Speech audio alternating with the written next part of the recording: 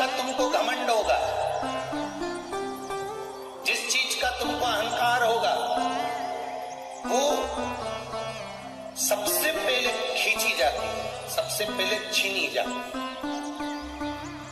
अब व्यक्ति को अहंकार, ये काया पाने के बाद सबसे ज्यादा व्यक्ति को अहंकार जिस चीज का आता है वो चीज उससे छुड़ा ली जाती है।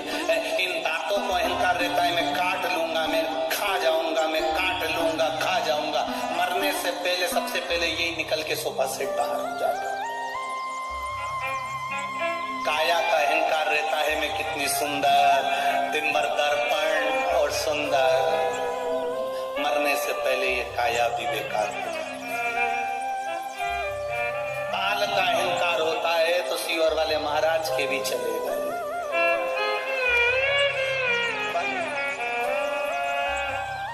जिस चीज का अहंकार करोगे वो सब चले।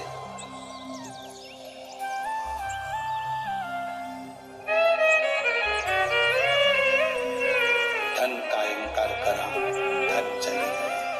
सत्ता का अगर अहंकार करोगे सत्ता चली जाएगी। वैभव का यदि अभिमान करोगे तो वैभव चले जाएगा। और अगर तुम धन का अहंकार करोगे तो वो धन भी तुम्हारे पास से चला जाएगा। ये अभिमान तुम्हारे पास में अगर है तो वो परमात्मा को आने में नहीं, परमात्मा को आने ही नहीं है। अहम, बाणासुर को अहंकार था अपनी भुजाओं का, बाणासुर का अहंकार था अपने हाथों का। भगवान ने सबसे पहले हाथों को काट दिया। सुदर्शन उठाया मेरे द्वारिकाधीश ने, और सुदर्शन उठाकर द्वारकानाथ बाणासुर का शीश काटने वाले थे तो शंकर भगवान ने उधर से इशारा कर दिया, द्वारिकानाथ शीश मत काट देना। द्वारिकानाथ ने पूछा, भोलेनाथ आप मुझे इस बाणासुर का सिर काटने से रोक रहे हैं? ये आपका शिष्य है इसलिए? शंकर भगवान कह रहे हैं शिष्य है इसलिए नहीं, मैं आपको सिर काटने के लिए इसलिए रोक रहा हूं क्योंकि आपने प्रहलाद को वचन दिया था कि तेरी 18 पीढ़ी में मैं किसी को नहीं मारूंगा।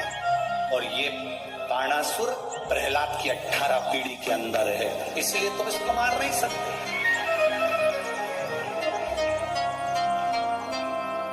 ये प्रहलाद की 18 पीढ़ी के अंदर है, तुम इसे मारोगे नहीं, तुम इसे मार नहीं,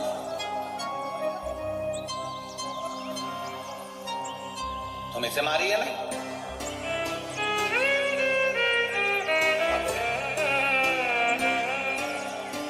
द्वारिकानाथ ने अपने सुदर्शन चक्र को वापस लिया, द्वारिकाधीश ने अपने सुदर्शन चक्र को वापस लिया। और द्वारिकानाथ ने बाबा भोलेनाथ जी से कहा, फिर इसका अंत कैसे होगा, इसके प्राण कैसे छूटेंगे, शरीर कैसे? शिव जी ने कहा, इसने वर मांगा है, मरूं तो कुंवारी कन्या के हाथ से मरूं, कुंवारी कन्या के हाथ से।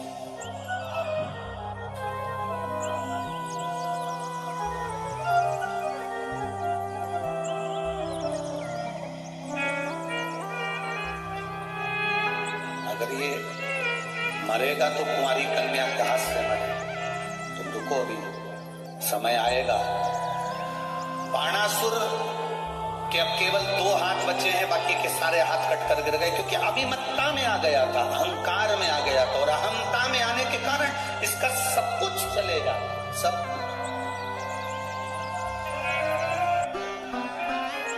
अहंकार में आने के बाद, अभिमत्ता में आने के बाद, अहंता में आने के बाद में बाणासुर के हजारों हाथ कटकर गिर गए, केवल 2 हाथ बचे। जब व्यक्ति के पास में अहमता रहती है, अहंकार रहता है, तब तक वो किसी को नहीं गिनता। जब अहंता चली जाती है तब समझ में आता है कि मेरे सिवा कुछ भी नहीं।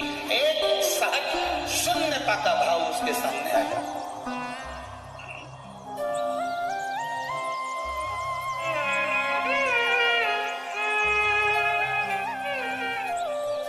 शून्यता का भाव।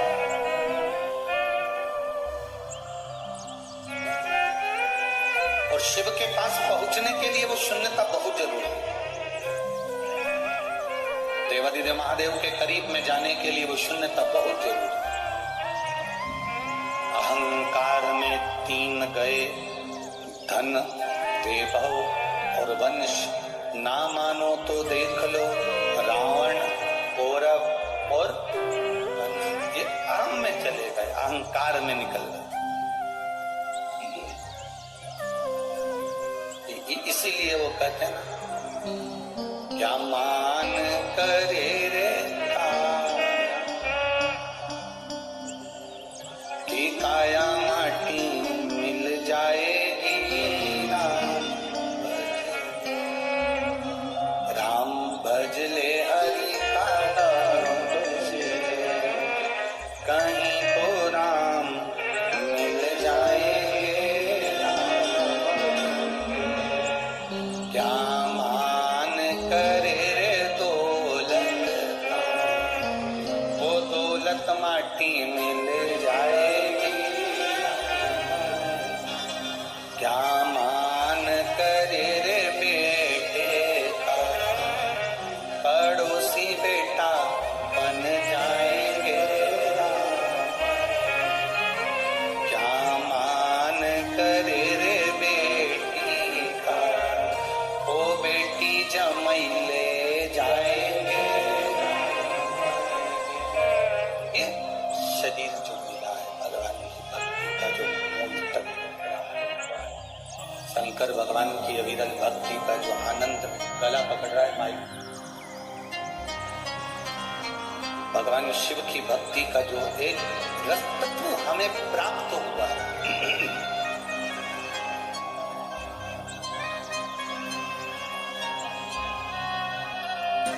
अहंता से परे हो जाओ। बाणासुर के हाथ कट गए, फिर भी इसका अहंकार समाप्त नहीं हुआ।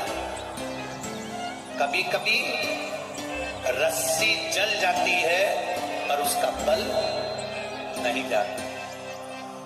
कभी कभी किसी का सब कुछ चले गया, उसके बाद भी अहंकार, अहम, अभिमतता उसके अंदर रह जाती है।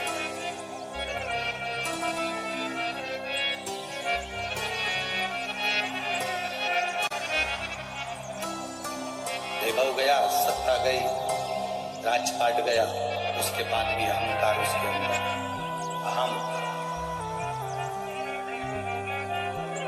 बाणासुर ने अपने क्षेत्र में जितने भी, बाणासुर के क्षेत्र के अंदर जितने भी, बाणासुर को मालूम था मेरी मृत्यु कुंवारी कन्या के हाथ से होगी, तो बाणासुर के क्षेत्र में जितनी कन्याओं का जन्म होता था, बाणासुर के क्षेत्र में जितनी कन्या जन्म लेती थी, बाणासुर उन कन्याओं को मारने का प्रयास कर देता था। एक बहुत ध्यान देने वाला विषय है ये। संसार के एक एक व्यक्ति के हृदय में ये बात होना चाहिए कि माता के गर्भ से बेटा हो रहा है, बेटी हो रही है। शिव महापुराण की कथा तो यहाँ तक कहती है कि बेटा एक कुल को तारता है और बेटी 2 कुल को पार लगा देती है, वो बेटी कहती है।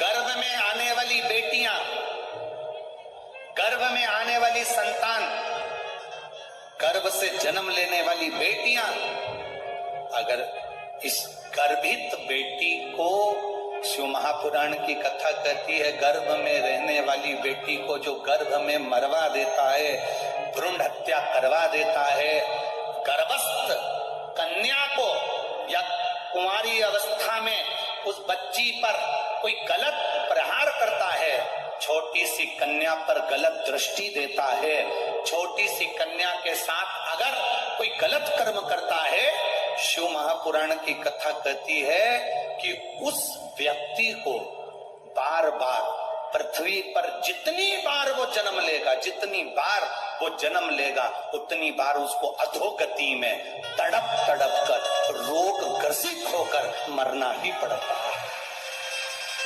ग्रसित होकर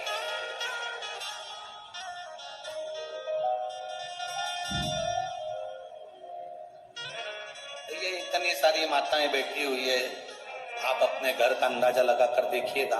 आप अपने घर में एक अंदाजा लगाइएगा, रहने वाली घर की बेटियां, घर में रहने वाले बेटे और बेटी, दोनों का अंदाजा लगाना।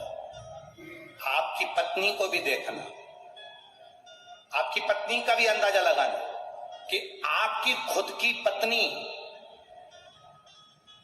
वो अपने माता पिता के प्रति कितना समर्पित रहती है। बोलो सही है कि गलत है? आपकी खुद की पत्नी माई के 50 बार फोन लगाती है, मम्मी कैसी हो, पापा कैसे हो, भैया कैसे हो, शुगर की जांच कराई कि नहीं कराई, बीपी देखा कि नहीं देखा, भैया पापा को दिखाने चले जाओ फिरोजाबाद, भैया पापा को आगरा ले जा, भैया पापा को दिल्ली ले जा। तुम्हारे खुद की पत्नी को देखना, वो स्वयं अपने माता पिता के प्रति कितना सम्मान रखती है, उसके माता पिता के प्रति कितना आदर, उसके माता पिता के प्रति कितनी जागरूक होती है। खुद की पत्नी को देखो।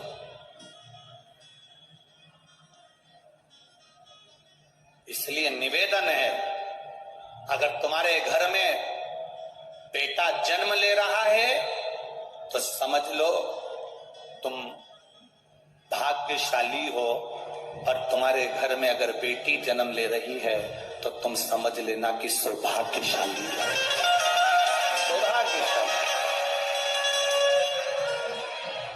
अगर बेटी का जन्म हो रहा है, किसी कुंवारी कन्या का, किसी कुंवारी बेटी का, किसी छोटी सी कन्या पर अगर आप गलत दृष्टि दे रहे हो, तुम छोटी सी कन्या पर अपनी गलत विचार रख रहे हो, छोटी सी कन्या पर गलत दृष्टि दे रहे हो, किसी कन्या के लिए तुम निंदा, 4 निंदाओं को वर्जित किया गया है। ठीक है, बहुत ध्यान देना आज की कथा का, ये सूत्र अपने अंदर उतार कर रखना। 4 निंदाओं को वर्जित किया गया। एक, सौभाग्यवती नारी, सुहागिन स्त्री, मांग में सिंदूर भरी हो, गले में मंगलसूत्र हो, हाथ में चूड़ा हो, पांव पैजनिया हो, किसी के घर की भी वो स्त्री हो, किसी के घर की भी वो नारी हो, वो किसी के घर की अगर मांग में सिंदूर भरी है, मंगलसूत्र पहनी है, चूड़ी पहनी है, बिछुड़ी पहनी है, सौभाग्यवती नारी की कभी निंदा नहीं करना चाहिए। दूसरी, गर्भवती नारी, किसी नारी का गर्भ है, गर्भ धारण करने के बाद उसका उदर, उसका पेट अधिक दिख रहा है, कम दिख रहा है, गर्भवती नारी हॉस्पिटल जा रही है, मार्ग से, रास्ते से, रोड से निकल कर जा रही है, उस गर्भवती नारी को देखकर कभी अपशब्द मत कहना, कभी निंदा मत करना। 4 निंदाओं को वर्जित बताया है कि 4 निंदा करने वाले व्यक्ति की दशा क्या होती है, वो भी आपको वर्णन कर रहा है। पहली, सौभाग्यवती नारी। दूसरी, बोलते जाओ जल्दी से, गर्भवती नारी। तीसरे नंबर पर कहा गया रोगीला व्यक्ति। रोग, कोई आंख से अंधा है, कोई नहीं समझ पाता, कोई मंद बुद्धि है, कोई विचार से छिन्नित है, कोई अपने ठाट में रह रहा है, हमें नहीं निंदा करना, रोगीला, उसकी भी निंदा नहीं करनी। और चौथे नंबर पर आता है कोई संत, साधु, गुरुजन, ब्राह्मण जन, कोई वक्ता हो, कोई स्मरण करने वाला हो, कोई भगवान की भक्ति में कोई डूबा हो। संत से मतलब नहीं, आप भी अगर भगवान की भक्ति में डूबे हो, तुम्हारे मोहल्ले का कोई व्यक्ति भगवान की भक्ति में डूबा है, कोई संत डूबा है, कोई कथाकार है, कोई वक्ता है, कोई भजन करने वाला है, कोई बच्चा कोई भगवान की भक्ति में डूबा है, हमें उसकी निंदा नहीं करना, कभी नहीं करना।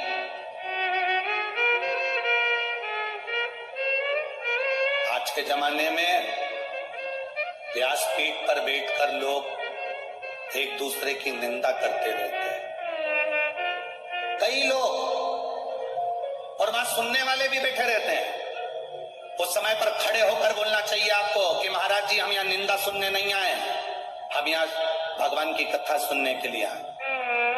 व्यासपीठ पे बैठकर लोग दिन भर निंदा करते हैं, उस महाराज जी ने ऐसा बोला तो उसकी निंदा कर दी, उस महाराज जी ने ऐसा बोला तो उसकी निंदा कर दी। हम 3 घंटे का समय निकालकर अपने घर से चलकर कथा को सुनने के लिए आए हैं, किसी कथाकार की या किसी वक्ता की या किसी संत की निंदा सुनने के लिए नहीं आए। आप संत की बड़ाई करिए, संत का व्याख्यान करिए, पर निंदा न करिए।